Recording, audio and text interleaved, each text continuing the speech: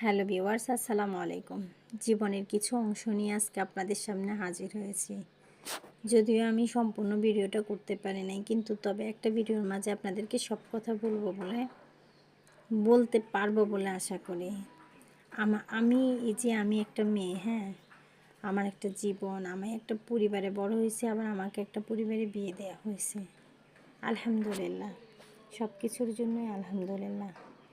কিন্তু তারপরেও হয় না, মানুষের কিছু কিছু চাওয়া পাওয়া থাকে, ছোট বড় অল্প স্বল্প কিছু না কিছু চাওয়া পাওয়া থাকে। আল্লাহর কি হুকুম, আমার চাওয়া পাওয়ার কোনো অংশই এই জীবনের মধ্যে পূরণ হয়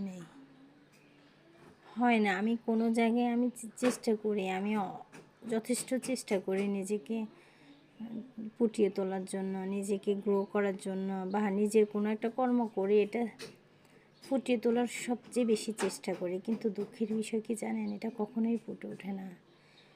এক সময় এটা নিয়ে অনেক কষ্ট পেতাম, অনেক দুঃখ পেতাম। পরে যখন এই হাদিসটা জানতে পারি যে আল্লাহ তাআলা যাকে বড় করেন তাকে এমনি এমনিই বড় করে দেন,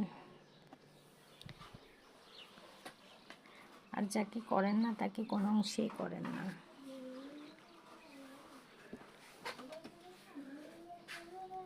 আমি মনে হয় তাদের মাঝেই একজন। তো আর যাই হোক, জীবনটা যেভাবে চলতেছে আমিও ওইভাবেই চলতেছি। জীবন চলতে চলতে এক জায়গায় কোথায় যে থামে আমি জানি না, কোথায় কোন দিন আমার হায়াত শেষ হয়ে যায় আমি তাও বলতে পারবো না। তবে সব কিছুর জন্য আলহামদুলিল্লাহ। আল্লাহ তাআলা বলছেন আমার উপরে শুকরিয়া আদায় করো, আমিও শুকরিয়া আদায় করছি আলহামদুলিল্লাহ। আল্লাহর উপর যেদিন থেকে তাওয়াক্কাল হয়ে গেছে, আমি শুকরিয়া আদায় করতে শিখে গেছি, সেদিন থেকে অতটা কষ্ট হয় না। তবে মাঝে মাঝে খুব মনে পড়ে, আমারও খুব ইচ্ছে করে মদিনায় যাইতে ইচ্ছে করে, হজ করতে ইচ্ছে করে, ভালো পোশাক পরতে ইচ্ছে করে, কোথাও ঘুরতে যেতে ইচ্ছে করে।